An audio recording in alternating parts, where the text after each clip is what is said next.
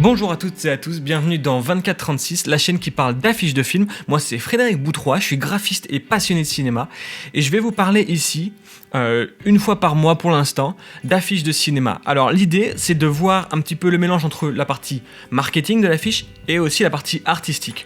On va essayer de décortiquer un petit peu comment sont faites les affiches, qu'est-ce qu'elles veulent nous dire, qu'est-ce qu'elles nous disent du film et qu'est-ce qu'elles nous disent du genre, etc., etc. On va décortiquer tout ça. Et au sommaire de cette première émission, on va discuter d'abord de l'affiche de Raoul Tabourin à un secret. Ensuite, on va regarder l'affiche d'After et de Mais vous êtes fous, excusez-moi, j'ai oublié le titre, Mais vous êtes fous, pour ensuite arriver sur la grosse affiche de cette semaine et de ce mois-ci, même presque de cette année, le film le plus attendu de l'année, donc le dernier film Marvel, Avengers Endgame.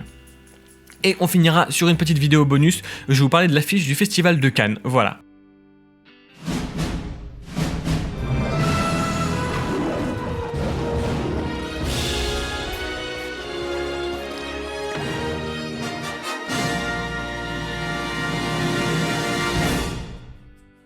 Et pour cet épisode, changement un petit peu de setting, changement de mise en place avec, j'ai mon PC avec ma tablette graphique, et je vais pouvoir en fait vous montrer directement sur l'affiche les éléments que j'ai envie de mettre en lumière, que j'ai envie d'expliquer. Et donc là, vous voyez directement, on va passer directement à l'affiche, hein, donc Raoul Tabourin a un secret.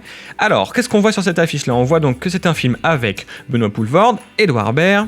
Donc ici en haut, c'est marrant parce que c'est quasiment la même manière de montrer qu'on verra sur l'affiche tout à l'heure d'Avengers Endgame avec nom et prénom qui sont en haut comme ça. Bien entendu, leur ordre a de l'importance, hein, la façon dont ils sont placés a de l'importance bien évidemment en fonction du casting, c'est contractuel aussi, en fonction des personnages principaux et des personnages importants dans l'histoire. Ensuite, Raoul Tabourin, c'est drôle parce qu'on a aussi, encore une fois, un rapport avec Avengers, avec ce type, bon c'est pas eux qui l'ont inventé, mais je fais un petit lien là, ce titre en 3D comme ça avec cet effet, vous voyez un petit peu courbé comme ça, mais on verra pourquoi. En fait, l'idée, qu'est-ce qu'on voit ici ? On voit Benoît Poelvoorde sur son vélo avec ce soleil un petit peu derrière lui et ce champ, ce décor un petit peu rural qu'on a. Qu'est-ce qu'on voit tout de suite ? Qu'est-ce qu'on observe tout de suite ? C'est directement les lignes directrices, vous voyez là, hop, les perspectives qui viennent nous amener directement vers le personnage central, le personnage principal qui est bien entendu au milieu. Il est même appuyé par ce titre, vous voyez, qui vient enrouler, englober comme ça ce personnage. Voilà, avec donc, bien entendu, son nom, c'est le personnage principal, et une petite phrase en dessous, a un secret. Alors bon, l'histoire, en fait, de Raoul Tabourin, c'est l'histoire d'un gars qui fabrique des vélos, qui répare des vélos depuis des années, tellement que... Au lieu de dire on va faire du vélo, on dit on va faire du dabourin. Voilà, c'est devenu une légende un petit peu dans son petit village. Mais il a un secret. Bon, en fait, ce secret, vous allez le découvrir assez vite dans la bande-annonce, c'est qu'il ne sait pas faire de vélo. Mais voilà, avec la venue d'Edouard Baird, qui est un photographe, qui aimerait le photographier en train de faire du vélo, il aimerait qu'il dévale une pente pour le photographier en train de faire du vélo, sauf que lui ne sait pas faire de vélo. Voilà, donc l'idée ici, c'est de le mettre à côté de son vélo, hein, et non pas sur son vélo. Et vous voyez dans son regard un petit peu quelque chose d'un peu fuyant. Il est comment dire, vous voyez, les sourcils sont froncés. Voilà, et le regard est un peu vers l'horizon comme ça. Il n'est pas sur son vélo, il est dans sa tenue qu'il aura tout le long du film. Et ce qui est intéressant aussi à parler, surtout, ce dont j'aimerais parler par rapport à cette affiche-là, et c'est pour ça que je l'ai choisi, c'est quelque chose que moi j'ai pu remarquer parce que voilà, je connais un petit peu les films de Jean-Pierre Jeunet. Et je trouve que dans cette affiche-là, il y a du Jean-Pierre Jeunet. Et même, je trouve que dans la bande-annonce, vous allez voir, ça transparaît aussi, ça transpire de ce truc-là. Dans l'affiche, ça se voit surtout par rapport aux couleurs, etc. Bah, je vous ai mis par exemple là, hop, une autre affiche de Jean-Pierre Jeunet. Vous voyez, c'est ce côté un petit peu, le ciel est bleu, un peu turquoise, et ce jaune très chaleureux, etc. Voilà, ça c'est un petit peu... Et vous regarderez aussi les affiches d'Amélie Poulain ou des choses comme ça, ou de ces films, qui sont très dans ces tons-là, chaleureux, un petit peu cette image un petit peu délavée, mais toujours dans les tons jaunes, comme Micmac attire l'arigot, etc. D'ailleurs, sur l'affiche, il est central aussi le personnage de Danny Boone sur Micmac attire l'arigot. Voilà, je trouve qu'il y a beaucoup de ça là-dedans, notamment dans la typo, etc. Et voilà. Et ça se voit aussi dans l'affiche, dans le comment dire, dans la bande-annonce. Et donc c'est là où je voudrais en venir, en tout cas pour cet épisode-là, vous parler un petit peu des codes du cinéma. Le cinéma, c'est comme par exemple quand vous allez au supermarché, vous voyez des bouteilles de lait, vous en avez des bleues, vous en avez des vertes, vous en avez des bleus foncés, des bleus clairs, vous savez à quoi ça correspond tout de suite. Vous avez des chocolats, le chocolat qui est couleur bleue, c'est le chocolat au lait, le chocolat un peu vert, c'est un autre, rouge, etc. en fonction de l'intensité, le chocolat vert, donc c'est les noisettes, je crois, etc. Vous avez des codes couleurs, des codes de forme, pour tout et n'importe quoi, et notamment pour le cinéma. Il y a des codes aussi, des codes visuels donc, parce que c'est que des affiches, et là, à travers ce code-là, on a voulu utiliser en fait notre image de ce type de film, ce qu'on avait en tête par rapport à ce type de film-là, pour nous présenter Raoul Taburin comme une sorte de film qui ressemblera, ou qui aura pas forcément l'esthétique, mais en tout cas cette d'un film, en tout cas c'est mon interprétation, hein, d'un film de Jeunet. Voilà, dans la typo aussi un petit peu ce côté rétro avec cette écriture un petit peu calligraphiée, donc écrite à la main, mélangeant aussi ces deux typos, donc écrit main et quelque chose de plus gros, un peu plus moderne. Voilà, après bon, les crédits habituels, beaucoup de sponsors en bas, comme vous pouvez le voir là, ici. Là, bon, c'est le bloc classique des affiches de films, mais voilà, ce qui est intéressant, c'est de voir vraiment cette idée de couleur comme ça, avec ce ciel très important, avec ce léger dégradé joli, avec ce soleil un petit peu présent ici, mais surtout ici, qui va représenter aussi l'espoir, quelque chose de chaleureux. Voilà, bon, on passera sur le petit montage, là, on voit que c'est incrusté, ouais, c'est pas forcément très bien incrusté, vous voyez, le vélo a une ombre, mais pas forcément le personnage. Bon, ça c'est des petites choses qui sont un petit peu difficiles quand on fait du montage, vous voyez, on voit bien quand même, on imagine bien que ce personnage-là a été pris sur un autre fond, et qu'il a été incrusté, etc. Mais bon, ce qui est intéressant, c'est de voir comment on dirige nos yeux, avec toutes ces perspectives, etc., etc. Voilà, rapidement à peu près comment... Là, j'ai pris une première affiche pour rentrer un petit peu dans le sujet, donc on va passer tout de suite à la seconde affiche. On va enlever tout ça, c'est un peu dégoûtant. La seconde affiche qui est donc « Mais vous êtes fous ». « Mais vous êtes fous », déjà, elle va me faire penser tout de suite à une autre affiche, et encore une fois, on va voir cette histoire de code dont on parlait. Voilà. « Mais vous êtes fous », elle me fait penser à l'affiche de « Mon Inconnu ». Alors on va voir pourquoi, on va regarder un petit peu les codes de Mon Inconnu, et on va revenir sur la fiche de Mais vous êtes fous. Donc qu'est-ce qu'on a ? On a ce couple en dessous là, comme ça, qui est en train de s'embrasser, avec énormément d'espace vide au-dessus, et ce titre, ici, en bloc, dans une couleur un petit peu... là, donc c'est un mélange de violet, de rose et de bleu, et donc tout ça rassemblé dans ce bloc en fait. On va enlever ça, c'est pas très beau. Donc ça fait beaucoup penser à l'affiche de Mon Inconnu. Voilà, vous voyez, on a exactement la même chose. Donc le couple ici, les deux. Le bloc qui correspond au titre et beaucoup ici d'espace type voilà, le ciel, etc. Ils n'ont rien derrière, très peu d'éléments, ou alors un tout petit peu ici, qui pourrait signifier un décor quelconque. Voilà un petit peu cette affiche-là. Là, je vais faire un peu mieux.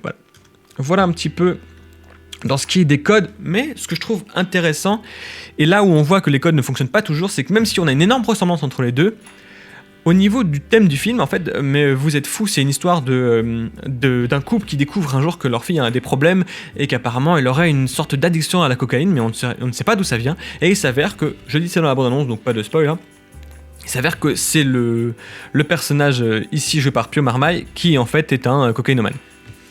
Donc, c'est l'histoire de ce couple qui va traverser cette épreuve de cette nouvelle, la femme l'apprend, elle ne le savait pas, et de savoir qu'est-ce qui est le mieux pour leurs enfants.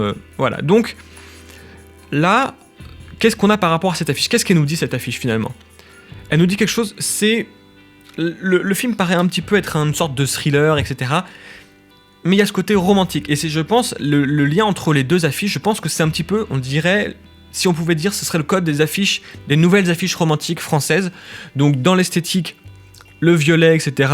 sur les typos, et même un petit peu, vous voyez, sur ici, là, les personnages, ils ont des reflets un peu violets dans les cheveux. Ces personnages-là qui sont rassemblés, voilà, autour, donc, qui sont rassemblés, qui forment un bloc tous les deux.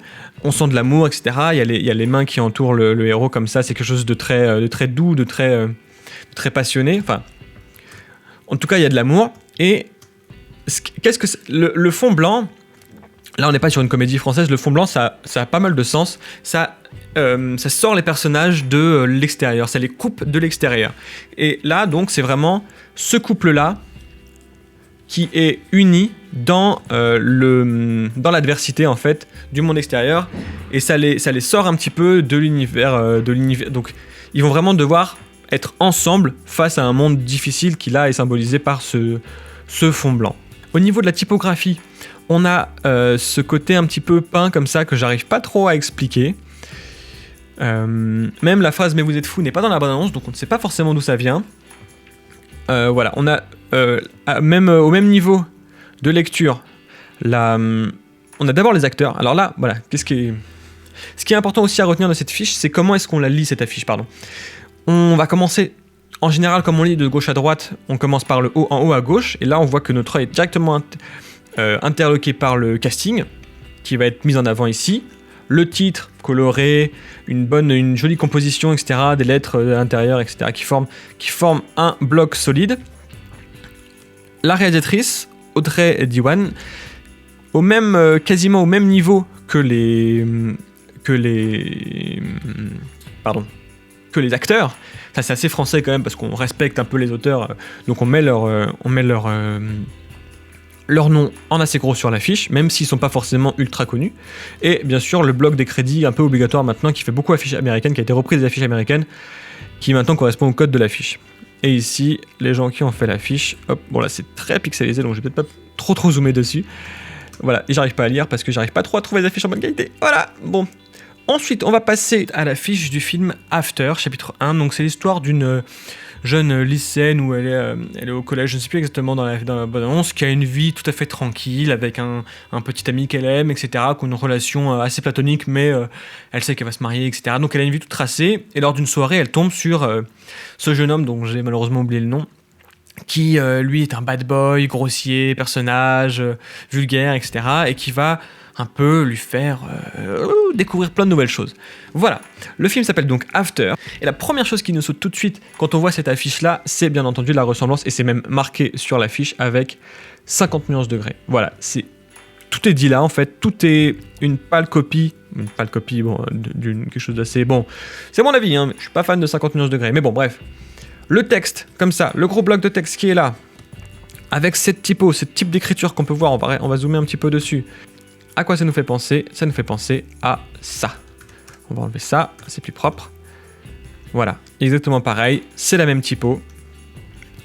Le bloc avec le titre ici, donc là c'est 50 nuances plus claires, c'est la suite de 50 nuances degrés.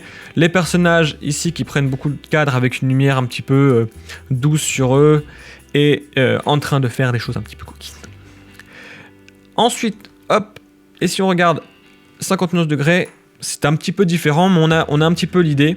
Ces deux personnages qui s'enlacent, le fond comme ça, très doux, la lumière très douce, et la même typo, avec le texte comme ça qui explique un petit peu ce qui se passe. Voilà cette affiche de After, et on est directement dans ces codes aussi là de ces nouveaux films érotiques. On va prendre en fait le code d'un film qui a énormément marché, et tout simplement pour montrer tout de suite aux gens qu'on est dans ce registre-là. Donc pour 50 nuances degrés, donc ces films érotiques sans grande ambition, ni scénaristique, ni artistique, j'ai envie de dire, sans être trop méchant avec le film, mais bon, c'est pas mon style. On va être là-dedans. Sachez, petite anecdote, 50 nuances degrés, je sais pas si vous savez, mais à la base, c'est une fanfiction de Twilight. Voilà, la femme qui l'a écrit. À la base, c'était des personnages de Twilight qu'elle a réutilisé pour faire une histoire personnelle qu'elle a inventée, où il se passe d'autres choses, où c'est un petit peu cochon, parce que Twilight, malheureusement, ça manque un petit peu de sexe, hein. C'est très puritain, et elle a créé ce truc-là, qui a été ensuite, qui a beaucoup marché sur Internet, et ensuite qui a été transformé dans un livre pour pouvoir être diffusé, parce que bon, ils n'avaient pas les droits de Twilight, et ça correspondait pas trop à l'œuvre de Twilight, mais bon. Voilà, ça n'a absolument rien à voir avec les affiches de films, je sais pas pourquoi je vous dis ça, mais bon, c'était la petite anecdote. Alors, il n'y a pas grand chose d'autre à dire, hein. Ici, les personnages sont donc...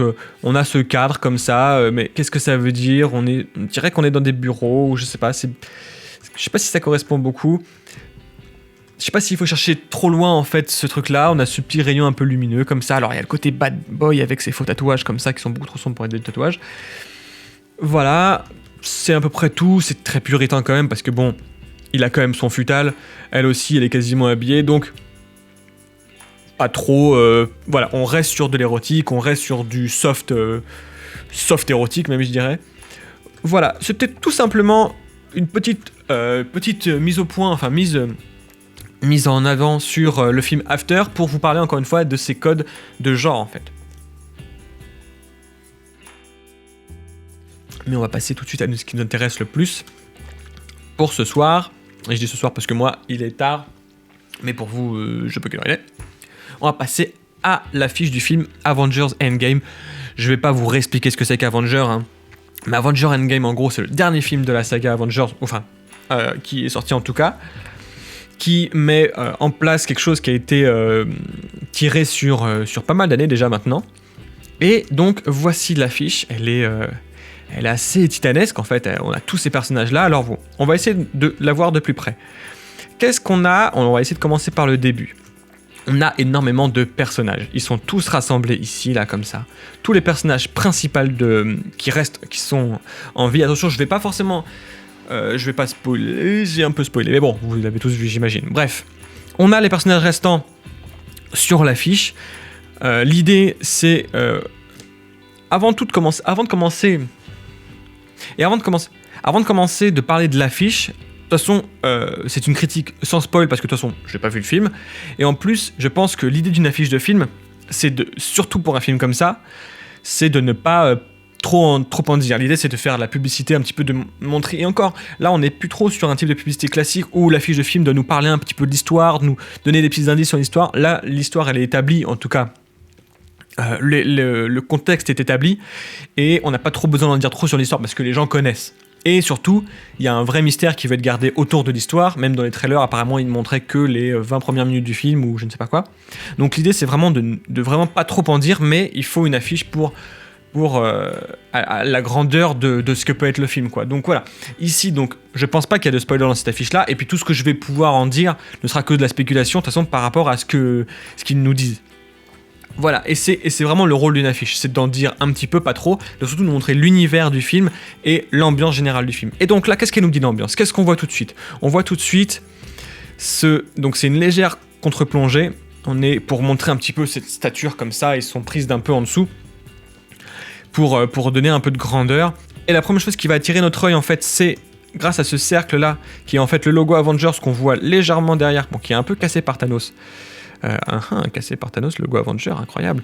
Ça pourrait dire quelque chose. Voilà, le logo, je sais pas si vous voyez, j'arrive bien à le dessiner, mais il est là, comme ça. Derrière, on voit un petit peu le logo qui vient entourer en fait les personnages, qui vient en fait nous montrer, rassembler, recentrer l'œil, et on a ces personnages lumineux au premier plan, donc tous ces héros, avec cette croix, cette étoile centrale de Captain America qui vient vraiment attirer l'œil, et c'est le but en fait d'une affiche, c'est vraiment de guider l'œil pour essayer de faire comprendre des choses aux téléspectateurs. Qu'est-ce qu'on voit d'autre sur cette affiche-là ? Alors, bien entendu, le grand méchant de l'histoire, mais qui est étrangement pas comme on pourrait le voir sur les précédentes affiches d'Avengers ou des films Marvel, qui n'est pas en gros au-dessus, en tête flottante un petit peu. Il est légèrement sur la gauche, et c'est intéressant d'avoir ce profil comme ça l'humanise beaucoup, et il a ce regard un petit peu vers le bas, il a ce regard vers le bas.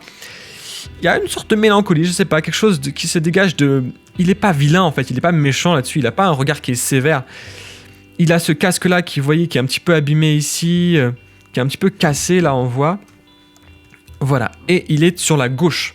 Il est sur la gauche et beaucoup des personnages d'ailleurs regardent dans la même direction pour montrer un petit peu le côté équipe. Vous voyez, hop, ils ont tous le regard vers la gauche, comme ça, et ici, Steve Rogers, Mark Ruffalo, Hulk, etc.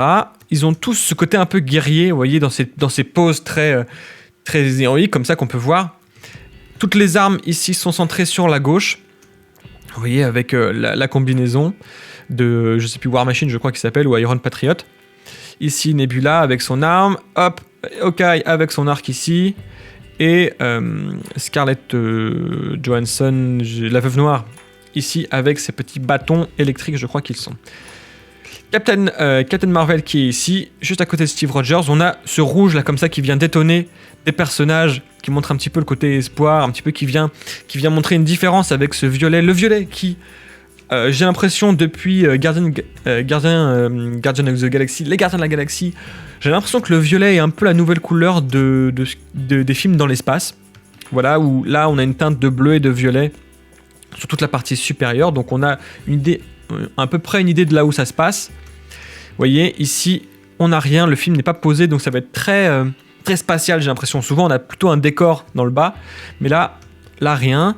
On a aussi, qu'est-ce qu'on peut voir sur cette affiche-là? On a aussi, alors moi j'y vois un clin d'œil, mais vous voyez tous ces petits débris comme ça, ou cette petite poussière, j'ai envie de dire, pourrait faire référence au précédent film où la moitié de la population part en poussière.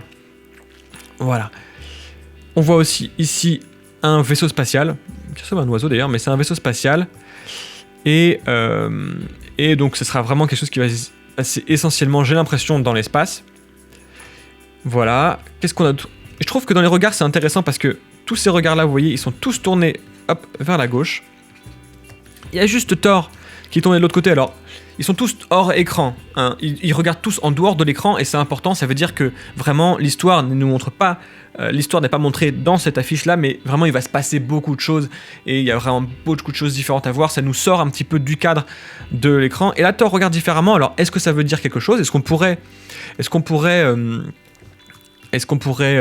traduire ça par le fait que Thor va un petit peu faire des choses de son côté?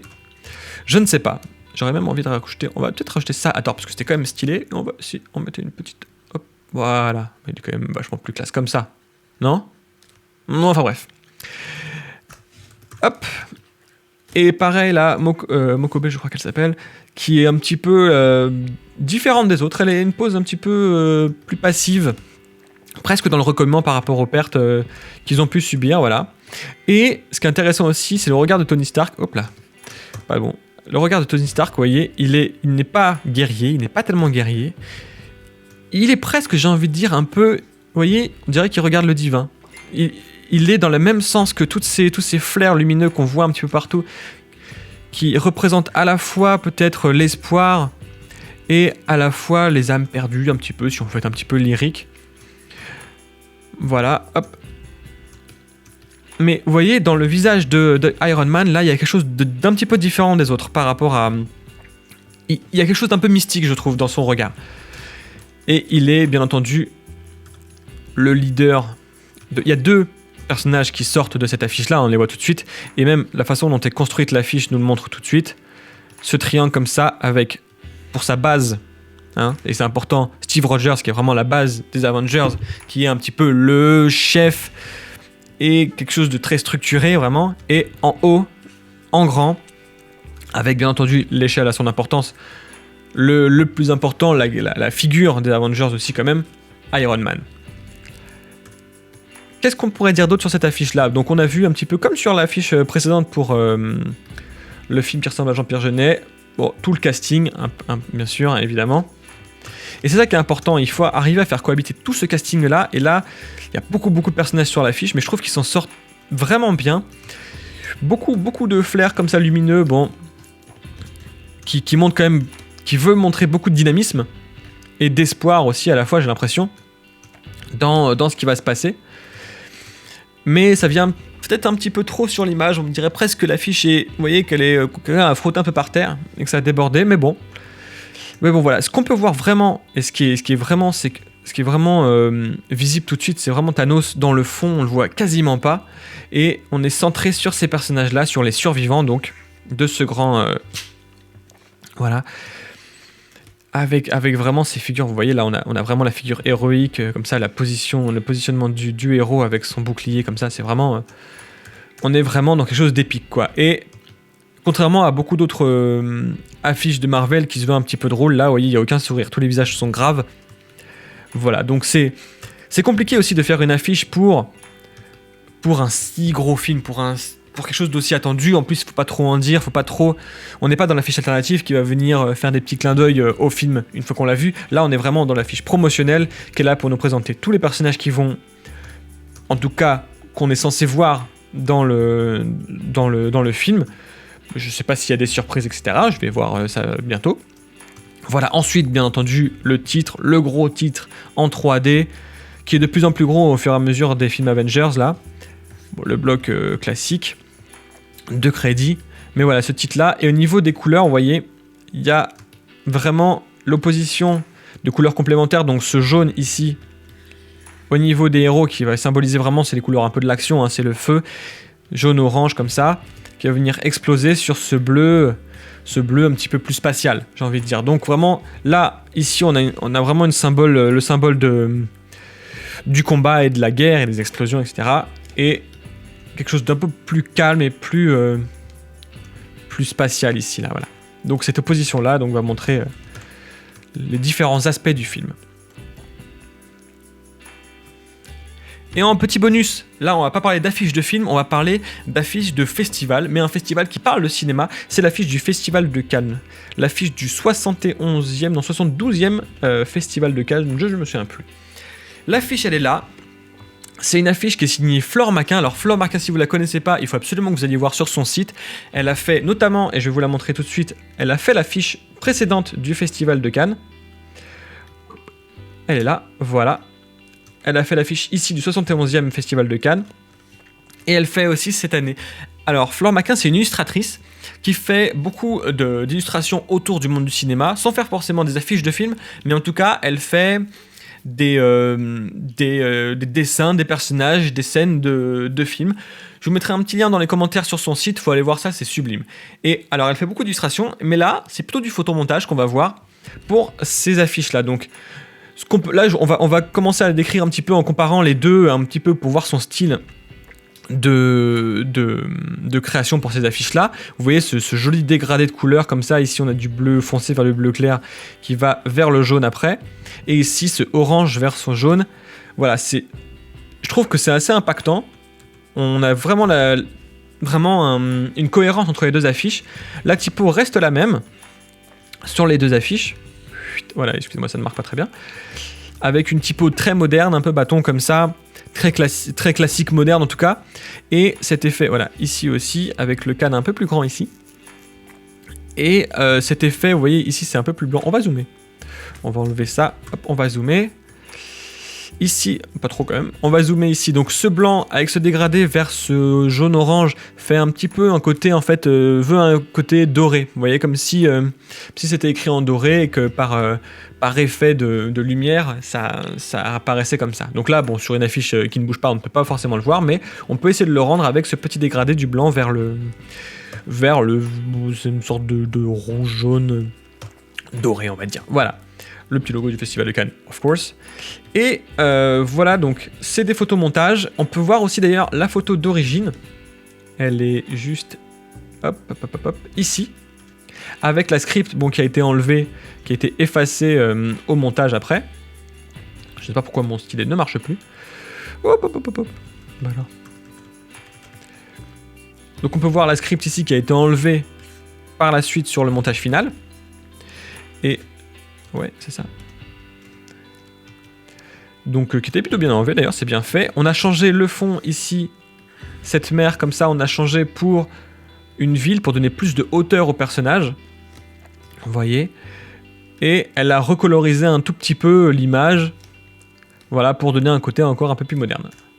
Mais revenons sur l'affiche principale, et pourquoi j'aime cette affiche-là, comparée aux autres affiches de Festival de Cannes. Pourquoi je l'aime cette affiche? Parce que tout simplement, on nous montre pour une fois, je sais pas, mais en tout cas, depuis pas mal de temps, on voit beaucoup de comédiens sur les affiches de films, et là, je suis content de voir des cinéastes. Là, on a Agnès Varda, donc c'est bien entendu un hommage parce qu'elle est morte cette année. On voit la réalisatrice Agnès Varda de La Nouvelle Vague. Alors, je vais pas vous faire genre, moi c'est pas une réalisatrice que j'aimais particulièrement, j'ai pas vu beaucoup de films tout simplement d'elle, je suis pas un grand fan de La Nouvelle Vague. Voilà, donc, mais bon, elle a eu son importance, c'est une femme qui a du caractère, qui quand même a fait un cinéma qui est pas facile pour une femme, surtout à cette époque-là, etc. Donc je trouve ça vraiment intéressant de non seulement montrer un personnage féminin, un personnage fort, qui en plus là, regardez, elle est assise sur son assistant réalisateur, vraiment, enfin elle est debout pour prendre un petit peu plus de hauteur, vous voyez, elle assoit quand même une forme d'autorité, et je trouve ça vraiment super, elle fait vraiment office de personnage de pouvoir, on va voir, parce que le cinéma c'est pas que des acteurs, c'est aussi des réalisateurs qui vont créer d'images, et le cinéma c'est la vision de ces réalisateurs là, et je trouve ça vraiment bien, non seulement de rendre hommage à Agnès Varda, mais surtout de rendre hommage aux cinéastes, aux gens qui font le film, aux gens qui font le cinéma, pas seulement aux comédiens. Et là on a enfin un réalisateur en action, une réalisatrice en action, comme ça, qui domine complètement son art. Hein, elle est donc sur son assistant, elle est perchée comme ça en hauteur. Là, je trouve que l'ajout de la ville rajoute de la hauteur à cette image, comme ça, fait vraiment, on a l'impression qu'elle est du coup vraiment prise bien haut et qu'elle a tout son pouvoir, en fait, tout son potentiel de pouvoir. Et ça, c'est vraiment cool. Ça, c'est vraiment super parce que... Et puis, c'est un peu drôle aussi, il y a ce côté un peu comique de cette petite femme comme ça qui vient s'appuyer sur un technicien pour pouvoir filmer. Voilà. Pas d'autre chose à dire d'autre sur cette affiche-là, hein, parce que de toute façon, c'est pas une affiche de film, mais je trouve que l'hommage aux cinéastes, aux gens qui font le cinéma dans cette affiche, dans cette affiche de film de Festival de Cannes, eh ben, je trouve vraiment cool. Donc, Flore Maquin à suivre sur Twitter et sur son site, je vous mettrai les liens dans la description. Voilà, c'était ce premier épisode de 2436, j'espère que ça vous a plu, je suis désolé, j'ai eu quelques petits problèmes techniques. En fait, l'appareil photo, enfin mon téléphone s'est coupé pendant que j'enregistrais, donc du coup malheureusement j'ai toute une partie qui ne va pas fonctionner, notamment où je parle de l'affiche du Festival de Cannes. Heureusement j'ai quand même gardé ce que j'ai fait sur l'écran, etc. Donc vous allez quand même pouvoir voir quelque chose, mais vous ne verrez pas ma magnifique tronche. Voilà, donc j'en suis désolé, je suis en train encore une fois de caler, je savais pas que le téléphone allait s'arrêter au bout d'un certain nombre de temps, ça fait quand même pas mal de temps que j'enregistre. Voilà, j'ai complètement la flemme de le refaire, donc on se revoit bientôt quand même pour un nouvel épisode qui fonctionnera, j'espère, un peu mieux cette fois-ci. Vous pouvez me suivre sur 2436 24x36 off sur Twitter avec toutes les nouvelles affiches et des nouvelles de ce format, de cette chaîne. Voilà, donc c'était le premier épisode de 2436 avec quelques petits soucis techniques, on essaiera de faire mieux pour la prochaine fois. En attendant, vous pouvez mettre quelques pouces en l'air si ça vous a plu, vous abonner à la chaîne si vous avez envie de revoir ça un petit peu mieux au fur et à mesure. Je pense que je vais m'améliorer, hein, comme pour le podcast, j'ai mis un peu de temps à me mettre en route. Voilà, on se retrouve donc dans un mois pour d'autres affiches, où on va parler des affiches des films qui sortent au mois de mai. Voilà, je vous dis à bientôt. En attendant, n'oubliez pas d'aller voir les films, ou au moins les affiches, quoi. Ciao!